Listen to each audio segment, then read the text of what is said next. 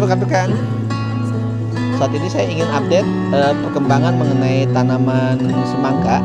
Ini ditanam sistemnya raised bed. Jadi kalau dulu tuh awalnya tanahnya sering kehujanan, kemudian longsor, kemudian kalau hujan tergenang repot. Jadi akhirnya kami buatkan dalam bentuk raised bed. Ini tingginya 2 hebel atau 40 cm. Kemudian kita buat lebarnya sekitar 40 sampai 50 cm. Nah, karena memang lahannya terbatas jadi dibuat seperti itu. Kemudian di bagian tengah ini dikosongkan karena memang fungsinya buat berjalan dan juga buat jarak tanam. Karena modelnya jadi semacam semi taman. Sebelum dibuat bentuk begini, memang sudah ada waktu itu tiang-tiang baja ringan. Di kiri kanan ini waktu itu memang buat merambatkan tanaman melon dan semangka. Sebelumnya pernah tanam juga tapi modelnya nggak seperti ini. Setelah kami update, kelihatannya kok kalau bentuknya seperti itu kayak bangunan nggak jadi. Makanya akhirnya kami buatkan atap segitiga. Ini atap segitiga ini seperti ini. Jadi bentuknya itu lebih enak dilihat daripada bentuknya kotak. Kelihatannya kok kayak bangunan nggak jadi gitu. Seperti nanggung. Kemudian setelah itu kami buatkan rambatan pakai kabel FO bekas. Ya, ini karena dia cukup tahan, kami buat dalam bentuk horizontal. Nanti ada rambatan yang ke atas juga. Nanti tambahan lagi nanti adalah penahan ya. Ini di sini ada gantungan untuk calon buah. Nanti kita akan buatkan gantungan untuk calon buahnya saat misalkan nanti sudah mulai berbuah. Sebenarnya ini tidak mesti semangka, bisa tanam melon, bisa tanam kacang panjang, timun, pare, oyong dan lain-lain. Tapi ini uji coba pertama kita pakai tanam semangka. Panjang dari sini ke sana itu sekitar 20 meter karena mengikuti bentuk ya. Jadi sebenarnya nggak mesti 20 meter, boleh saja lebarnya semau kita sesuai dengan apa yang kita miliki. Kita nggak mesti sama persis seperti di JJ Zahra. Poin utama kenapa saya model seperti ini adalah yang pertama, ya tadi kalau kita pakai tanah langsung, kadang curah hujan tinggi, tanah longsor, kita udah pupuknya hilang, gulma atau rumputnya juga kita sampai repot sekali. Kalau di sini gulma atau rumput ini bisa diminimalisir. Ya, paling kita akan cabuti, kalau ada tuh kita cabuti, jadi makin lama rumputnya makin sedikit. Kemudian memang waktu kita pertama kali tanam ini jarak tanamnya terlalu rapat. Harusnya dia jaraknya minimal 50 cm supaya dia ada ruang antar tanaman. Makanya buat menyiasatinya akhirnya kami rambatkannya memang ke atas karena fungsinya juga buat semacam taman atau hiasan. Ini kita bisa lihat sampai ke sana. Di atas saya ini sudah mulai ada tanaman yang merambat, nanti dia ketemu di tengah. Jadi dari sini dia ngerambat sampai sini, ini nanti ketemu di tengah. Di sebelah kanan saya sudah sebagian berbuah, tapi di sebelah kiri belum, karena memang penanamannya itu belakangan yang sebelah kiri. Ya.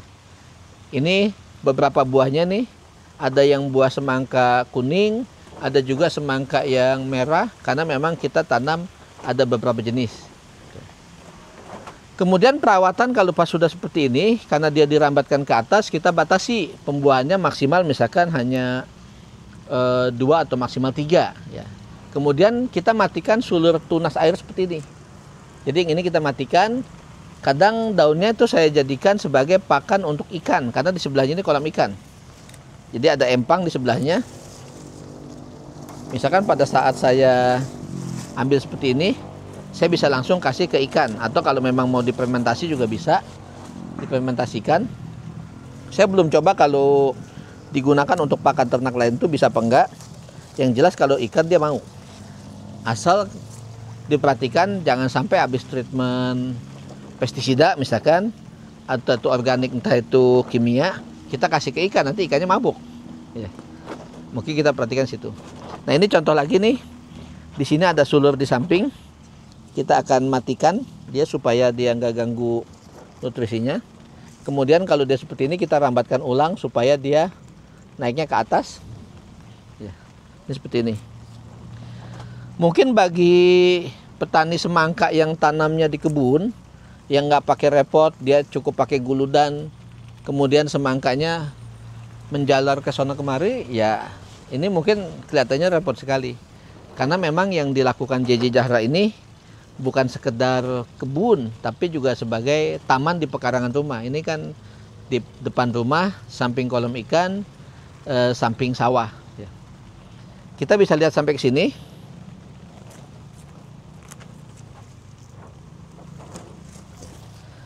Ini terus terang juga percobaan pertama kita tanam. Jadi kadang saya suka ragu, ini saya ngomong udah banyak, ternyata hasilnya nanti kurang maksimal. Itu juga kan kita malu hati gitu, nggak enak hati. Tapi karena kita niatnya memang uji coba, ya nggak apa-apa. Kalaupun nanti misalkan hasilnya belum sesuai harapan, kita nanti evaluasi lagi. Tuh. Ini hasil pruning, nanti kita kumpulkan. Bisa tadi 2 fungsi ya, bisa multifungsi. Dikasih jadi pakan ikan, belum coba kalau kita pakan ternak, atau bisa juga dia dijadikan sebagai POC daun ya. Jadi pupuk organik cair, kita fermentasikan untuk dijadikan pupuk.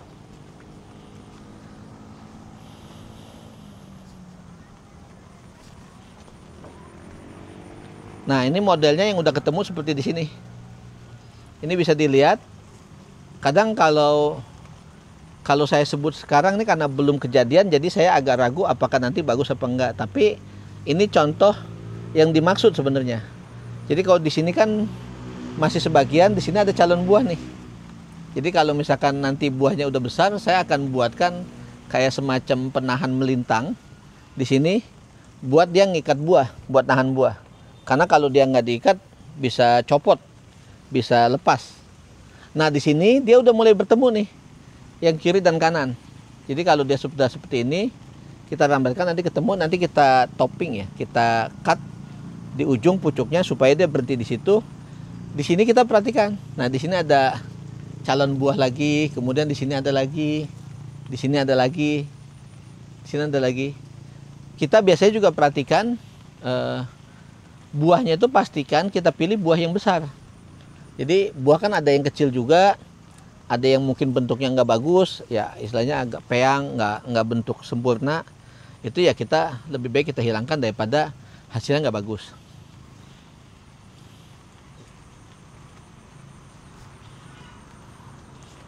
Satu lagi, untuk penyiraman di sini kita karena lahannya terbatas gini, kita bisa jadi buat bahan uji coba.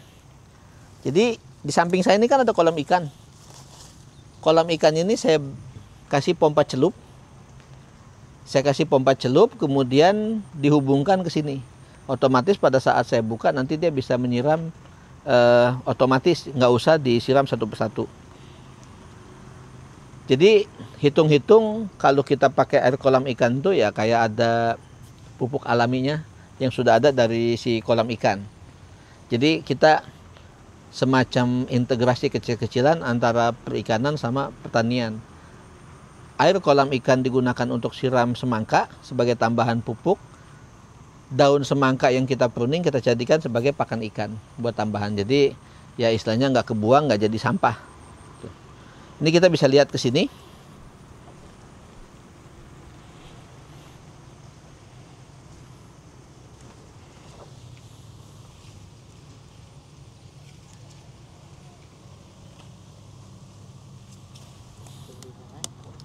Di sana, di ujung sana. Oke, ini saya nggak bisa langsung uji coba karena ternyata listriknya belum disambungkan sini, maksudnya belum dinyalakan karena biasanya dicopot dulu. Jadi poinnya adalah di sini saya berikan pompa celup, sedot air dari kolam ikan, dia masuk ke sini. Di sini ada beberapa stopan, ada beberapa stopper. Di sini ada stopper yang jalur sini, kemudian di sebelah kanan juga ada. Ini karena dia kiri dan kanan. Jadi begitu penyiraman saat ini masih manual, saya buka di sini. Jadi cukup buka di depan, nanti dia akan nyiram sampai ke ujung. Paling nanti dicek apakah dia sampai ke ujung atau tidak, itu kita biasanya perhatikan. Tapi kalau debitnya memadai, cukup, itu biasanya sampai ke ujung, tergantung lubang irigasinya juga. Itu yang buat memudahkan. Kalau nanti sudah settingannya selesai, ini akan diotomatiskan. Kita bisa buat ini posisi terbuka semua, begitu dia listrik nyala dia bisa langsung siram.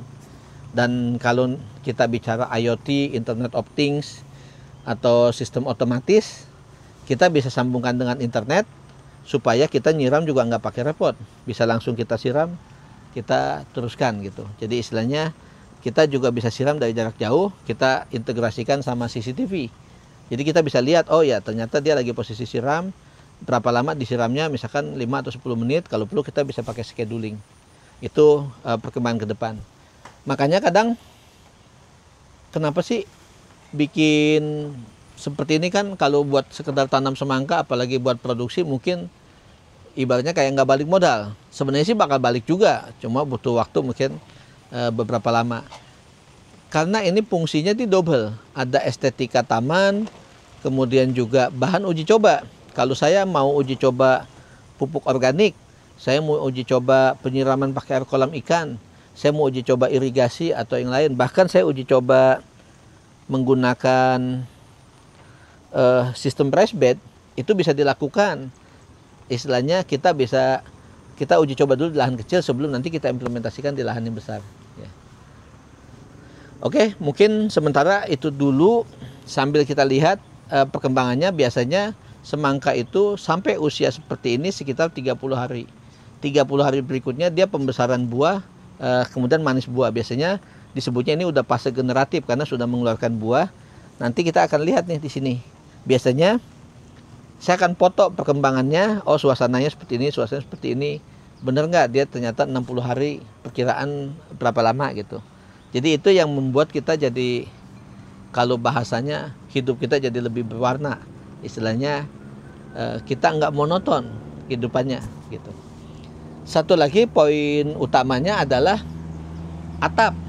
Ya, ini mungkin kadang kok tanam semangka aja sampai dibikin atap. Sebenarnya sih fungsinya ini bukan hanya untuk semangka, tapi untuk kita. Jadi pada saat dia hujan di sini, ini kan suasana lagi hujan nih, kita tetap bisa kerja di sini seolah-olah kayak semacam semi greenhouse. Atapnya ada tapi kiri kanannya itu nggak pakai insect net. Jadi dibikin terbuka. Makanya untuk koordinasinya pun dia natural, alami, menggunakan lebah atau kumbang atau kupu-kupu. Oke, mudah-mudahan bermanfaat buat rekan-rekan yang mungkin kepikiran yang sama atau punya lahannya terbatas, lahannya sempit atau yang lain. Ini bisa jadi model, kalaupun yang bagus bisa dilihat, kalau yang kurang bagus ya mungkin bisa jadi dievaluasi supaya nanti bisa diperbaiki. Ya. Oke, demikian dulu. Kurang lebihnya mohon maaf. Sampai ketemu lagi pada video berikutnya. Salam Jiji Jahra.